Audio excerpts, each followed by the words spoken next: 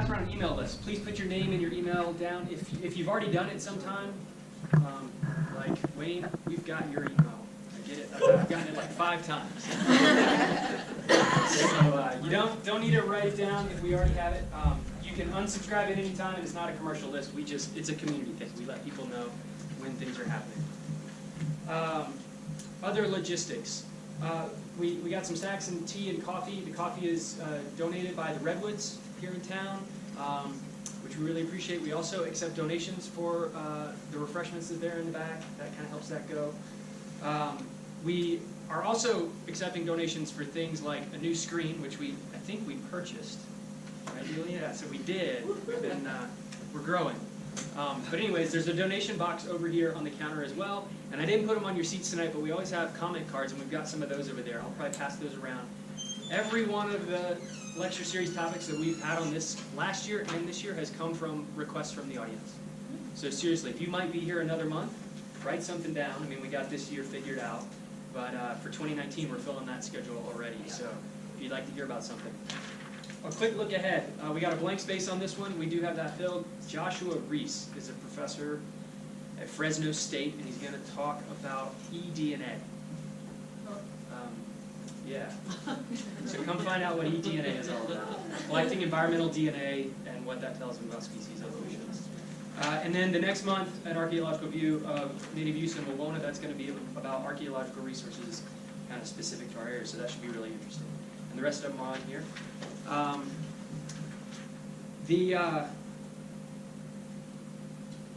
Let me make sure I've got what I needed to introduce tonight's speaker.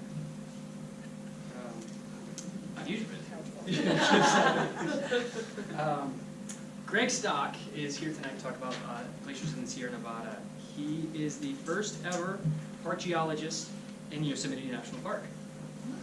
He has a BS and a PhD degrees in geology and earth sciences. He was a researcher at the University of Michigan before returning to work for the National Park Service in Yosemite in 2006. Greg's research interests are primarily in geomorphology and include glaciers, rivers, and rock falls. Greg has authored or co-authored more than 100 scientific papers and abstracts on Sierra Nevada geology, and is co-author of the book Geology Underfoot in Yosemite National Park.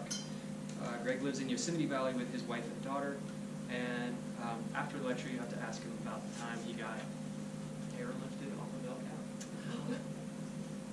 Essentially short-hauled up at El Cap for a rock fall emergency. I don't think a lot of geologists get to do that. Join me in welcoming Greg Stock.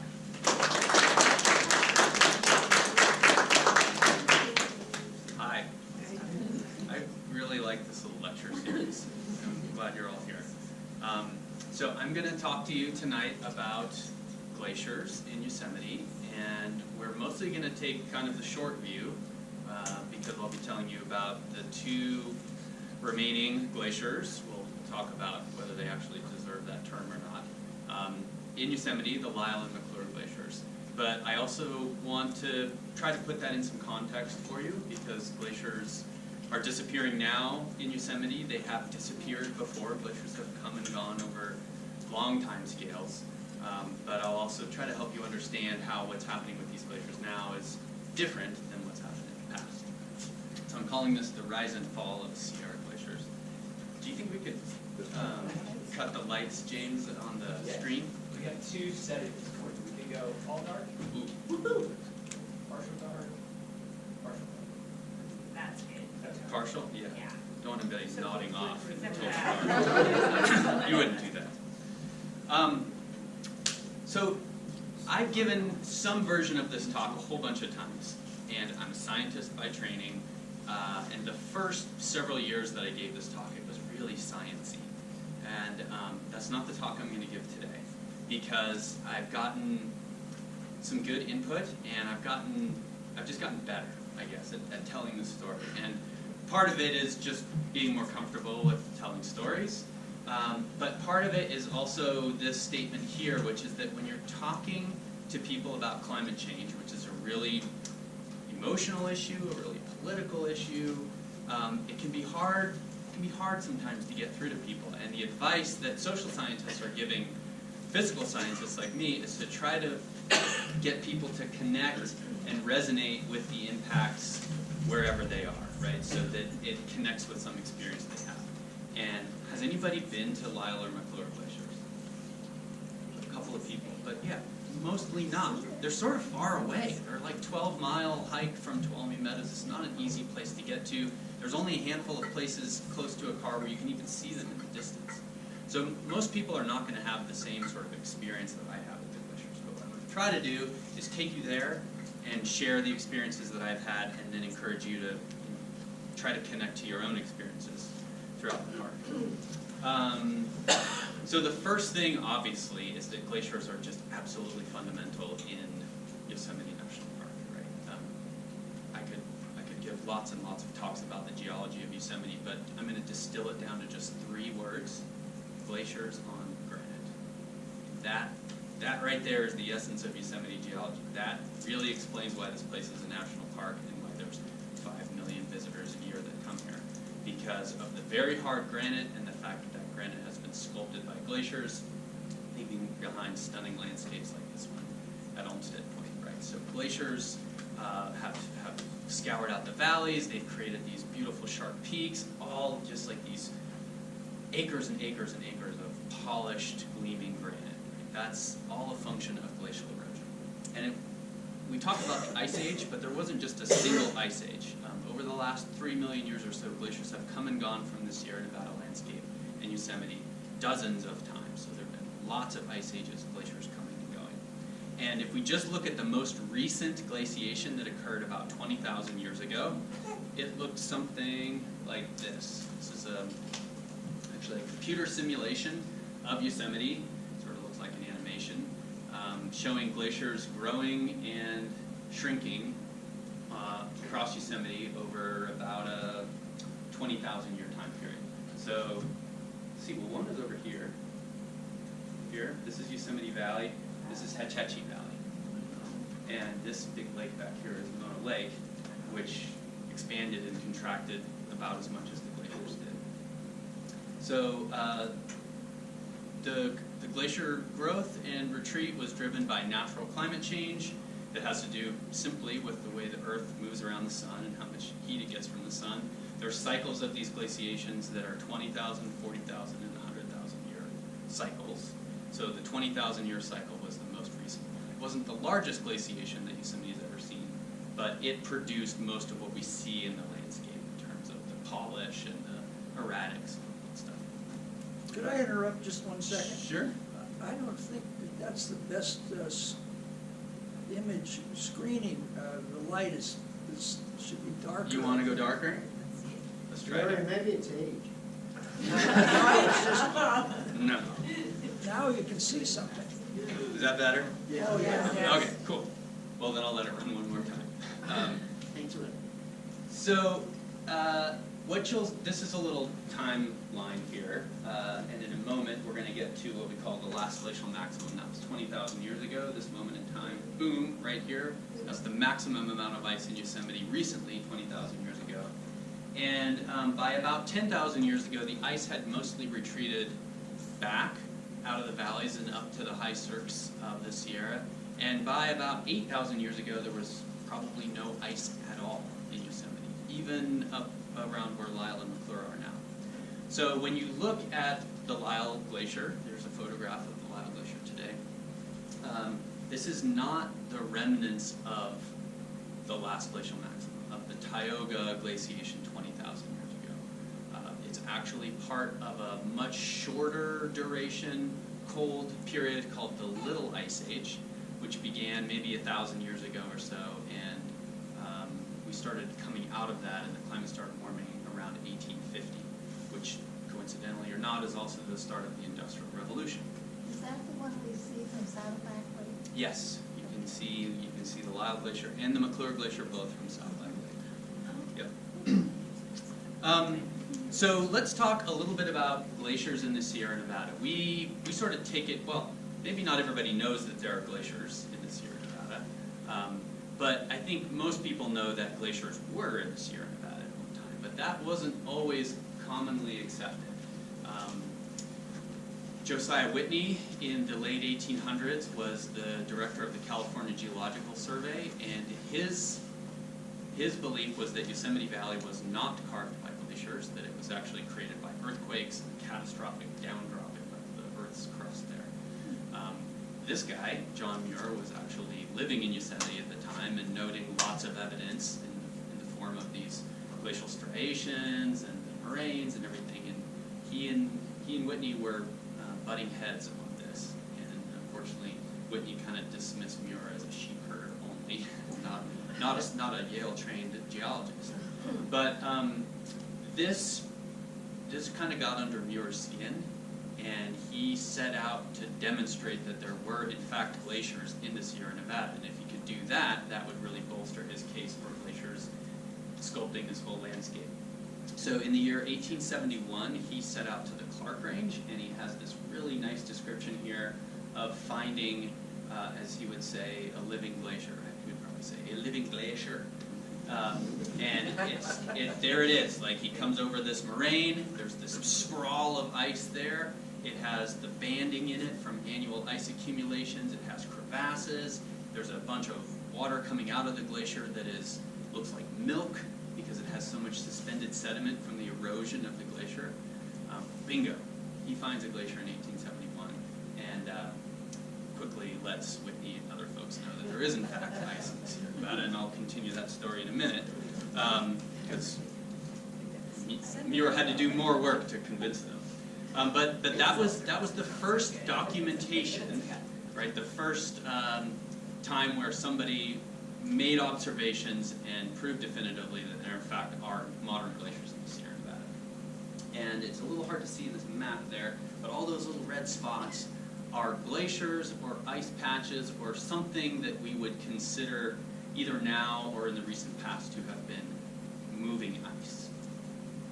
That is the definition of a glacier. It's ice that persists from year to year, and it's ice that's thick enough that it moves downhill under its own weight through the deformation of the ice, as if you were to pile up honey on a plate and tip the plate a little bit. That flows at a different rate, but in the same way that the ice is flowing. About 1,700 of these ice features in the Sierra as of 2011. Most of them are in the very highest parts of the mountain range, up in the cirques, and they're usually in the cirques that face north or northeast because those are shaded. Anything facing south or southwest just gets too much sun and the glaciers are gone. The largest glacier in the Sierra Nevada is the Palisade Glacier. That's a little bit west of Bishop. Second largest glacier in the Sierra Nevada in terms of its area is the Lyell Glacier. Oh, let me just say one more thing, because I might not remember to say this. This glacier that Muir discovered in the Clark Range, it's up by Merced Peak, is no longer there. Yeah, it was gone by the 1980s. It had melted away entirely. Yeah, so if you wanted to go have that same experience that Muir did, you're unfortunately not able to. Yeah? Quick question, the two lakes there that we're seeing, is that Mono and? Mono Lake and Pyramid. Or is it Walker? Maybe it's Walker, okay, thank you. Yeah, Pyramid is farther north. Yeah. Okay, so now I want to introduce you to the Lyell and McClure Glaciers. So this is the Lyell Glacier here. This is the McClure Glacier here. This is a view looking southwest, basically. This is Mount Lyell, the highest peak in Yosemite National Park, 13,100 and change feet tall. This is Mount McClure. The two glaciers are right next to each other, and they occupy some of the highest terrain in Yosemite, and the glaciers are the headwaters for the Tuolumne River. The Tuolumne River starts with those glaciers, with the drops of water coming off of them. That flows into the Lyell Fork, that goes down through Lyell Canyon, into Tuolumne Meadows, and then all the way down to somebody's tap in San Francisco. So here is an oblique photograph of these glaciers as they looked in 1972. And an intern who worked for me and got really into this actually reproduced this photo, which is hard to do because you have to find the exact point in space and the same lighting conditions and everything else, but he did that and took another picture of these glaciers in 2014. And so we'll go back for a second. And again, you can see some real changes up there. right? Change on the scale that you really don't see as much of anywhere else in the park, I would argue. I mean, except for maybe after a big fire burns through. There aren't many places in Yosemite that are changing this fast on a year-to-year basis. So again, this is the Lyell Glacier here. This is the McClure Glacier. The Lyell Glacier, as it retreats back, used to be one continuous ice mass in this whole cirque, but as it retreats back, there are just these little lobes and patches of ice that you can see all along here. That big dark spot there is actually bedrock that's poking up through the middle of the glacier, which is not a good sign for its health. And then this is the McClure Glacier there. Well, will the Tuolumne River no longer be if there's... Well, I'm going to get to that. The answer is the Tuolumne River will always be, but during the really dry years and in the driest part of the year, it probably will be different than we know. Okay, so let's go back to Muir for a second. As I mentioned, in 1871, he discovered a living glacier and let it be known that he had done so. And although we don't have any documentation of what Whitney's response was, I'm guessing it was something like, well, how do you know that's a glacier? Because the very next year, and you can almost hear Muir grumbling in his writings about this, he set out to the Maclure Glacier to demonstrate that it was actually moving, and therefore a real living glacier. So along with Galen Clark, who you probably know about, his good friend, they went up to the Maclure Glacier on the 21st of August in 1872, and they planted 5 stakes in the glacier. They cut down trunks of white bark pine and sculpted them with axes into these 7-foot-long spears. They carried them up to the glacier, stuck them in the snow in kind of an L-shaped position, measured them in a way that I'll tell you about in a minute, and then they came back 46 days later on the 6th of October and resurveyed those stakes. And this is a basic survey technique. You put something on the ice that you can track, and it's going to move as the glacier moves, and you measure it from a point off the ice that's stationary. So you're surveying the movement, in this case, the movement of these stakes down the glacier, right, like that. We'll get to their survey methods and their precision in a minute. But to my knowledge, this is the first time that anybody measured a moving glacier in North America, and it happened right here in Yosemite by John Muir in 1872. And that was the first piece of science that was ever done up on those glaciers in 1872. That makes it also one of the longest records of glacier research anywhere in North America. It wasn't long after, though, that other scientists started going up to the glaciers and making observations. The primary person here was a guy named Israel Russell, who was a USGS geologist.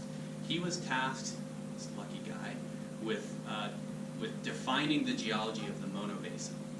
So he was given Mono Lake and the Tufa Towers and the moraines and the big faults that run through there. I mean, it's one of the best geological places on the planet. And his task was to write the report about the geology of the Mono Basin. So he did that, and as part of that, he explored the high peaks around there and started making maps and taking photographs of the Lyell and McLure Glacier, along with his colleague there at the USGS, G.K. Gilbert. So this is the first map showing the Lyell and McLure Glaciers. This is from 1883, it's the year that the map was made. And a couple of neat things here. Both glaciers would be flowing in this direction. North is down, this particular image. One of the things that I really key in on is this label here that says moraines now forming. And those are the moraines that you see right at the edge of the Lyell Glacier. They were at the edge of the Lyell Glacier at this time. And they indicate the full size of the Lyell Glacier during the Little Ice Age. And we're lucky that when Russell went up there, the glaciers were basically as big as they ever had been during the Little Ice Age. So when he made this map, he was capturing the full extent of the glaciers in 1883. And then we can document the shrinkage of them since then. Everything good out there? It's a glacier.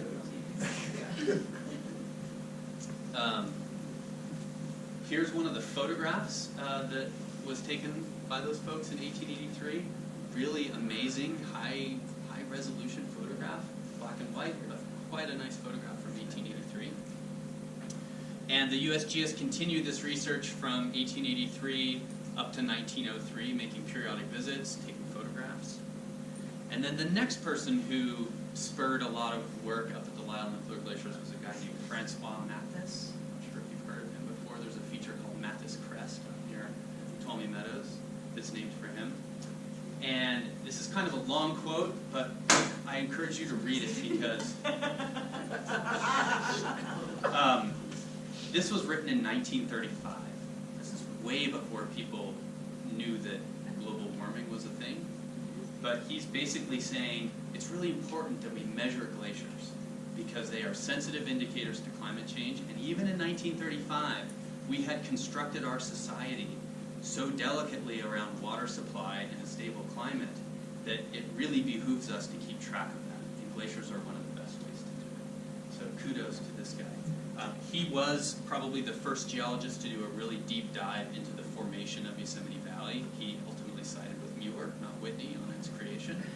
And at his urging in 1930, he basically told the Park Service, you guys really should go up to Lyell and McClure Glaciers and study the glaciers every year for this reason. And so they did. Beginning in 1931, park naturalists would make the trek up to Lyell and McClure and make basic measurements that you see them doing here. I mean, sometimes it was literally stretching a tape measure from the end of the moraine to the ice edge to document how much the glacier had retreated back. Sometimes they had these survey lines that went across the glacier. There's a person way over there walking across the ice surface, and they're making a survey of a line across the ice surface there.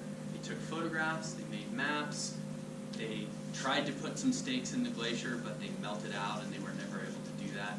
They had a lot of issues that I can completely relate to because they had the same problems.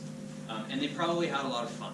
Here they are exploring ice caves and crevasses in the 1930s, and check it out, they are wearing Class A Park Service uniforms. They have flat hats, they have neckties. Yes. I don't, yeah. They just did that for the photo. Maybe. Who would do such a thing? So this went on, these surveys went on from 1931 to, well, they happened every year up until, I guess, 1943. And there was a little break for the war. Then they picked it up again in 1946, and again did it every year until the late 1950s, and then it started to falter a little bit. The last one was in 1975. And I actually don't have a good answer for you in terms of why the park stopped doing it. My hunch is that it might be that the few key naturalists who were doing these trips retired or moved on. And like so many things here, when a key person leaves, it falters. So anyway, the last of these surveys was in 1975. They wrote reports each year. All of those reports, you can find them online or you can contact me. They're actually really entertaining reading, and they have lots of wonderful photographs like this.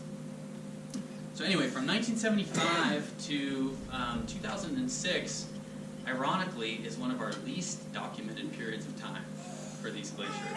There wasn't, the only person who was really kind of spearheading this is somebody you might know, Pete Devine, who's a local naturalist. Pete would go up there a lot. He would find the established photo points and take photographs and just try to keep it going a little bit. But when I started here in 2006, Pete was one of the first people who just grabbed my arm and said, you have to go back to the glaciers. You have to get these glacier surveys going again. So, gladly, I'll do that. Great. And so that should actually say 2018, really, because we've been doing it continuously since 2006. We do some different things than were done, say, in the 1930s. We had a Met station up there for a while. We'll sometimes go in the early season and dig snow pits all the way to the ice surface so we know how much snow there is that can turn into ice. We measure the amount of water coming out of the streams from the glaciers. But fundamentally, we are really doing the same sort of surveys that Park Service rangers have been doing for almost a century now. We're taking photographs, we're doing surveys, we're making maps, we're continuing the tradition. And in case you're wondering, I did once bring a flat hat at a time and just try it out. And I really did just put it on for the photograph.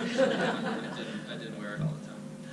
Anyway, so there are a whole bunch of things to reproduce up there, and I feel so lucky to have this rich data set to work with. One of the things I realized in 2012 was that if that was going to be 140 years since Muir put those stakes of white bark pine in the glacier. And I knew that the glacier had lost about 70% of its surface area in that amount of time. So it's a much smaller glacier than it was when Muir did his experiment. But I thought, let's redo it. Let's see what we get. Is it moving at all? Is it moving at the same rate? Let's find out. So I went back to what Muir had written, what little Muir had written about this experiment. So remember, on the 21st of August, 1872, they put 5 stakes in the glacier.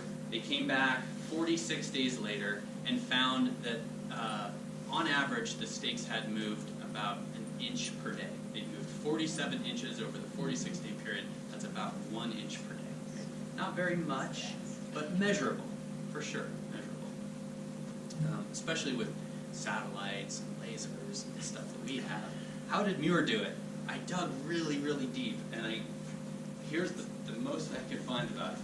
The positions of these stakes were determined by sighting across from bank to bank, past a plumb line made of a stone and a black horsehair. So we know it wasn't a white horsehair. It's not gray, it's black. But what exactly did they do, right? I'm still not entirely clear, but my guess is that Muir set up on the stationary object outside of the ice, and he sent Lyell and Clark out there on the ice with these stakes. And initially they planted them in a line with one more kind of in an L shape. And Muir was sighting across the glacier to a far peak or something like that. And the plumb line, the vertical line made by the horsehair and the plumb bob, is what they put their stakes along. Then they come back 46 days later, the stakes have drifted down, right, because of the flow. So when Muir sets the thing up again, now the stakes are offset a little bit, and Lyell and Clark measures that amount of offset. That's my best guess for how they did it. But Muir's notes, in addition, very hard to read in this slide. Didn't have the best penmanship, kind of hard to figure out exactly what he did. But we thought, okay, we have enough information to go on. In 2012, we put out, well, we actually started in 2009. We put stakes out on the glacier. In 2012, we put even more out. So we kind of had roughly the shape that Muir had. And we surveyed them in on the 21st of August, 2012, and we came back on the 6th of October, and we measured them again. And these are the kind of methods we use. We didn't have horsehair plumb bobs. We didn't have big stakes of white bark pine. We had PVC poles and lasers and reflectors and GPS circuits. But although the measurement techniques are different, the concept is exactly the same. Right? We put stakes in the glaciers and measured them from a stationary surface. And the amazing thing is we got the same result. For a glacier that had lost 70% of its surface area in that amount of time, the glacier was still moving an inch per day. Yeah, I know. It really surprised us. If you want, I could go into the details afterwards about why we think that is. It's sort of coincidental almost. As the glacier retreats back, the surface of the glacier steepens, and that causes it to flow faster. So even though it's lost a lot of thickness, the steepening of the glacier is probably driving it along at the same rate. But one of the key things is, yes, it's moving at the same rate, but it's just moving. I mean, it's kind of an amazing thing about this glacier. If you measure it over an entire year, the glacier moves about from where I'm standing to that far wall in the course of a year. So it's kind of a lot, actually. Yep. And you can see that when you're on the glacier. So this is the McClure Glacier. This is a big crevasse, big deep chasm that's formed in the ice. That forms as the glacier is moving, and it's like a little tear. It just sort of tears open in these certain spots. So that's an indication of movement. Also, there's an ice cave, a really amazing place you can go. From the toe of the glacier, you can crawl into this ice cave and be underneath the glacier. You can put your finger right on the contact between the ice and the bedrock. But one of the things you'll see on the surface, or the ceiling of this ice cave, are all these lines. Those lines are scribed in the ice as the ice is going over a bedrock edge, as it's moving over a bedrock edge, the crenulations on the bedrock will scribe those lines into the ice. So it's another indication that yes, this glacier is actually moving. Aren't you concerned that it'll collapse? A little bit. Yeah. The part that concerns me is just the first couple of feet. Once you get in there and you have enough thickness of ice over you and thickness of ice on the sides, I'm not too worried about it. But yeah, actually the entrance part is not a place you want to sit for sure. Okay, so one more. So for me, it was really cool experience to repeat John Muir's experiment from 140 years earlier, using basically the same methods and getting the same result. For as much as I've stood where John Muir stood and climbed Cathedral Peak and done all these things, for me personally, that was the most direct connection I felt like I ever had with the guy, because we did the same experiment, we got the same result. It was really cool, but it got even better. Because when Pete Devine and I were reading through some of these old reports from the Park Service rangers in the 1930s, we found a single sentence where they said at the McClure Glacier, when they were hiking down, they found a piece of white bark pine in the rubble at the base of the glacier. And they picked it up and they brought it back to the museum. And what? The museum has one of John Muir's stakes. So of course we contact the archives. They're like, we don't know, let us check. And a couple of days later they came back and said, yeah, we've got it. We've got John Muir's stake. It's a 7-foot tall piece of white bark pine that is actually broken in half. It's in 2 pieces. But there it is, and you can still see the axe marks on it. So that is most definitely one of the stakes that John Muir crafted. I got to hold it and I hate it. And a couple of years ago, the archives asked for one of my PVC poles to put in there as part of the collection. Stocks PVC. It's not nearly as cool, but I did give them a piece of PVC. So anyway, as far as this connection, right, even more so when I'm able to hold the original stake. And this then went to the museum itself in Yosemite Valley. There was a display about glaciers and John Muir and the stake, so I think everybody was pretty happy to discover it. Okay, so that's probably the emotional high of the talk. I have to warn you. Now we're going to start heading down. Because there are some other things that we've discovered. For example, we've also put stakes in the adjacent Lyell Glacier, which is right around the corner, and larger by area, but turns out thinner. It's actually quite a bit thinner. Because after putting stakes here on the glacier and measuring them for 4 years, we found no movement at all. Zero. Right. So one of the implications of that, if part of the definition of a glacier is that it moves, arguably the Lyell Glacier doesn't really deserve that title. Yeah, that it is. Unfortunately, the new title is the Lyell Stagnant Ice Patch. It doesn't have the same ring to it, and you will catch me all the time still referring to the Lyell Glacier. But it is significant that technically speaking, the glacier doesn't move anymore. It's not really a glacier. And we're pretty sure that the reason for that is just that it has thinned beyond a critical point. So there's not enough ice thickness for it to move under its own weight. And this is indicated in part by these surveys that Park Service rangers started doing in the 1930s, where they just surveyed lines across the ice surface. And you can just see the ice surface from year to year coming down, down, down, down, down. That distance over there is in meters. And so we're looking at 35 meters, roughly, which is 120 feet, something like that. That's how much the ice surface has come down since the Park Service started doing those surveys.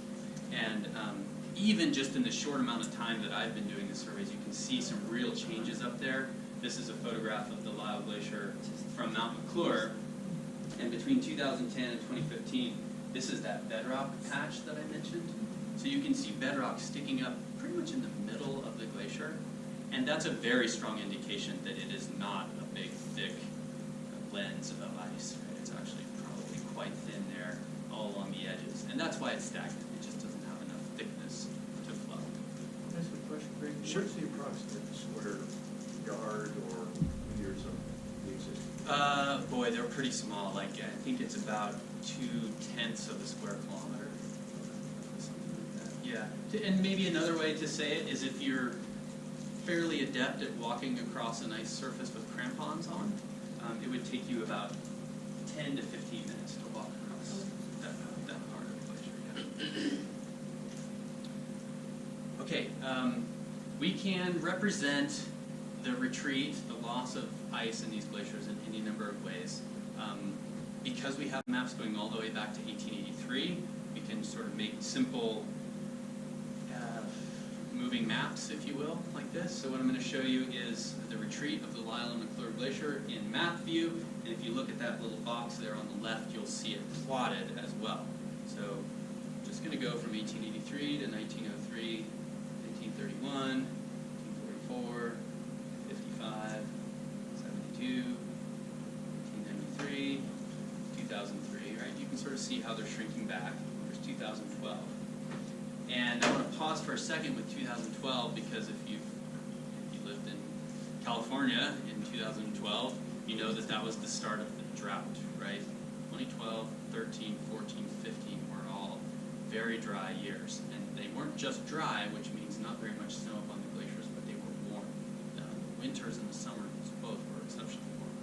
So that's like a double whammy for the glaciers, right? If they're not getting the snow to replenish them and they're melting a lot, then they're going to retreat fast. So here's 2012, 13, 14, 15, and if you look at what the lines are doing there in that box, right, they're really starting to head down. So we saw really big changes in the glaciers during the drought. And I know we were all worried about the drought continuing. Part of my worry was, well, if this trend continues, these glaciers are gone by 2020. Fortunately, we had a couple of big winters since then, and these lines are going to flatten out a little bit. But you can still see the trend is clear, right? We've lost about 70 to 80% of the surface area of these glaciers. And Lyell Glacier will probably be gone in a decade, maybe two, and McClure will last a little longer than that. But we are looking at the end of these glaciers fairly soon. Yeah? What time of year do you do the studies? That's a good question. We try to be as consistent as possible because if you go up in June, everything's covered in snow. So and the earliest researchers do this. So Muir did his study from the end of August to early October. The USGS made their maps in September of 1883. So we typically go the last week of September if we can. Sometimes the weather has pushed that forward or backward by a week, but my aim is always around September 25th. We've recently have a new tool to be able to assess the change of the glaciers, and this is something called Airborne LiDAR. I'm not sure if you've heard of LiDAR before, but it's a way of mapping topography with lasers. So you've probably heard of radar, right? Radar uses radio waves. Sonar uses sound waves. LiDAR uses light waves to map the surface. And in this case, what they do is they get a plane up in the air with a big laser on it. The plane flies over the landscape. The laser goes down, bounces off the ice surface, and goes up again. Actually, a lot of people in the state of California now, a lot of water managers are using LiDAR as a way to measure the snowpack in the mountains because you can do it over the entire watershed and not just a couple of key snow survey points. You're actually measuring the height of the snow and then the dropping of the snow as it melts. But when they do the surveys in September, which I asked them to do, from year to year what they're measuring is the change in the glacier surface. And what's shown here is the change in just 1 year of the glacier surface between 2014 and 2015 for Lyell and McLure. And if you look at the scale here, the very dark red colors, that's 5 meters of vertical loss. 5 meters is about 15, 16 feet. Vertical loss, vertical shrinkage of the glacier surface in 1 year during the drought. So that's just another way of giving you a sense of how much ice is lost, and we can actually do this in 3 dimensions. You can get the full sense of it. So, yeah. Will the snow that we had last winter and this winter make any positive impact? That's a good question. Probably not. Yeah, but we certainly had a lot of snow. I mean, in 2017, it was estimated that there was about 70 some of these cirques up by Lyell and McLure. So for sure, in the in the summer of 2017, there was no bare ice exposed at all. That snow stayed on all summer long. And then we got a little bit more snow last winter, and what I found when I went up there last year is that all of the winter of 2018 snow had burned off, and most of the snow from 2017 had burned off. So there was bare ice starting to show up. And I suspect something similar will happen this year, where this summer will just be snow in the basin. If we have a normal or below normal year next year, by the end of next summer we'll be back to bare ice. So it doesn't add any ice, but what it does do is shield the ice from any melting. So it's good in the sense of stalling the melting, but I mean, if you go back here, right, there's never a point since 1883 where that line is trending upwards. These glaciers are shrinking back. It's just a matter of how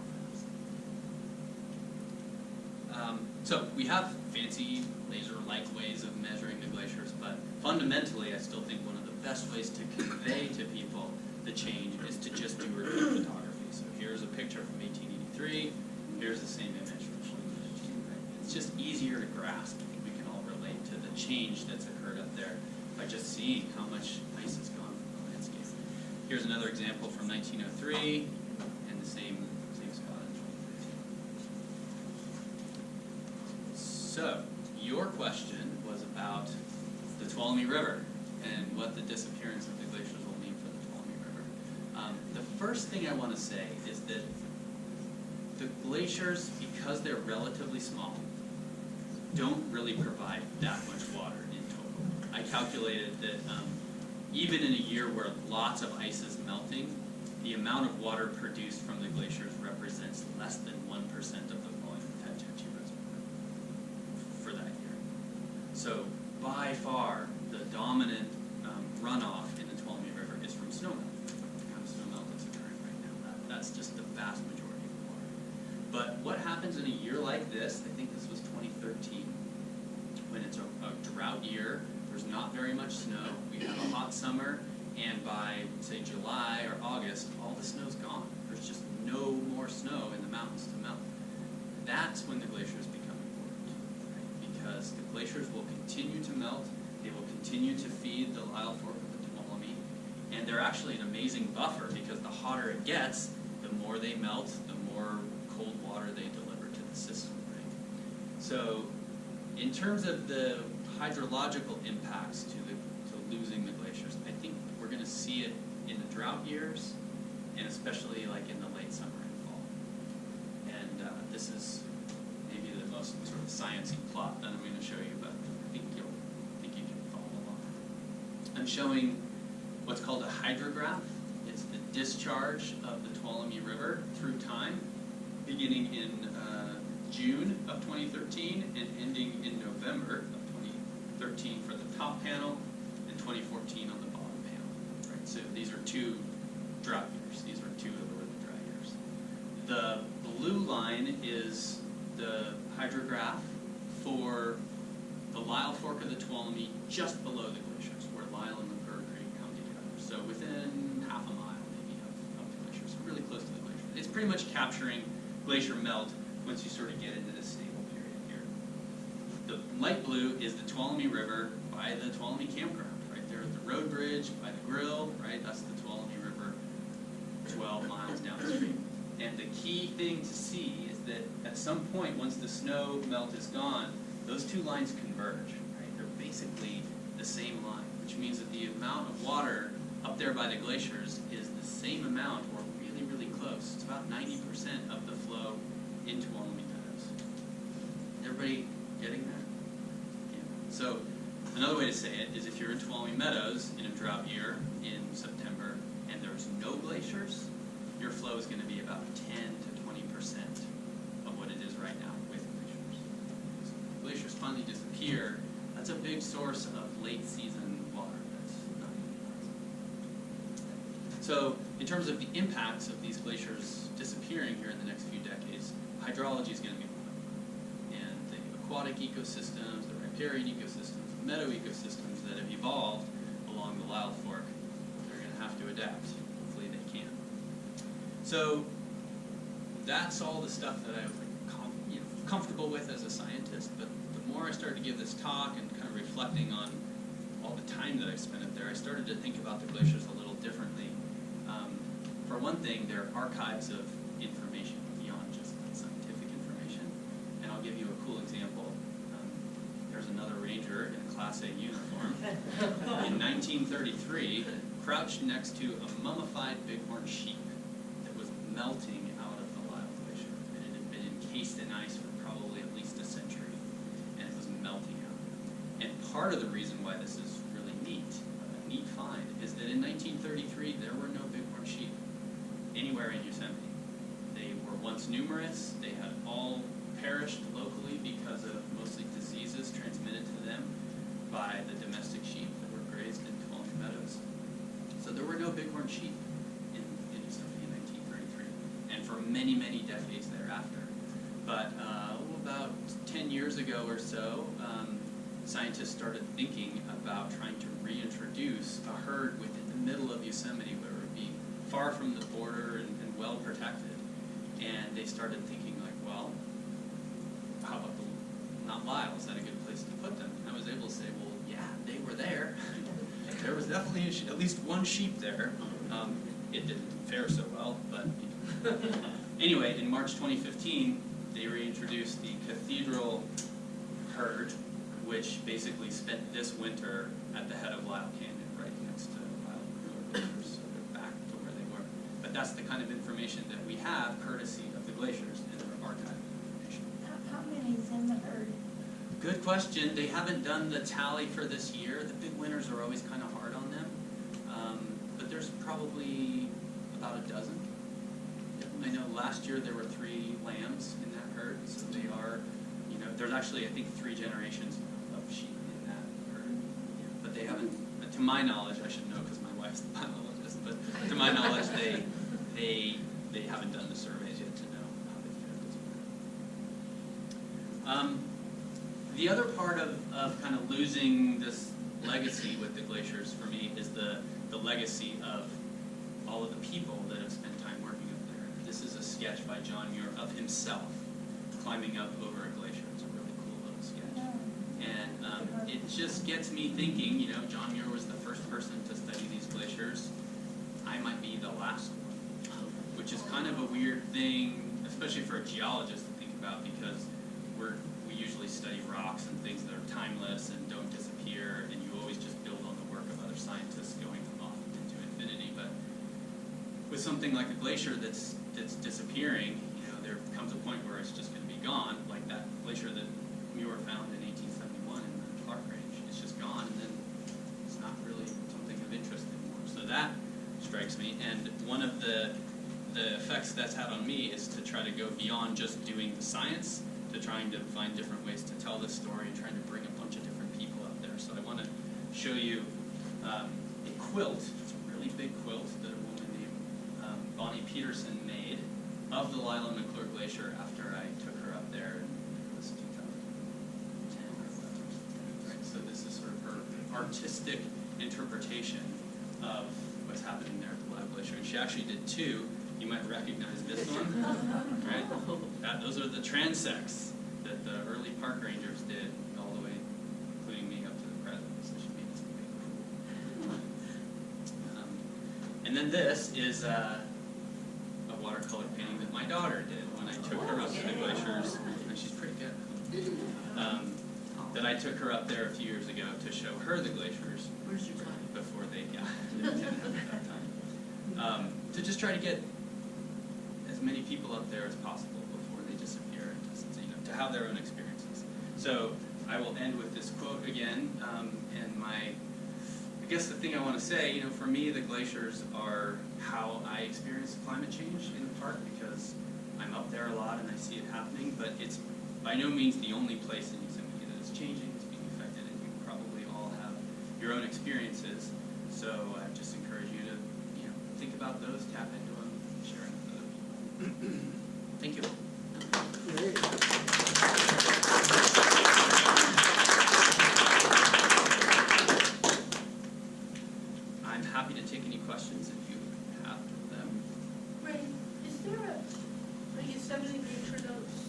Yes. With you and Pete and Glaciers? Yes, yes. So if you're not familiar with Yosemite Nature Notes, well, there's the old Nature Notes, which is the written publication, which is wonderful. But a videographer named Steve Bumgardner started a short video series that he called Yosemite Nature Notes. These are like 6 to 8 minute short videos, and we did go up to the Lyell Glacier. That's their video. Yeah, and that one's fun, I think, because you'll get a better sense of what it's like to be up on the glaciers. We actually rappelled in one of those crevasses.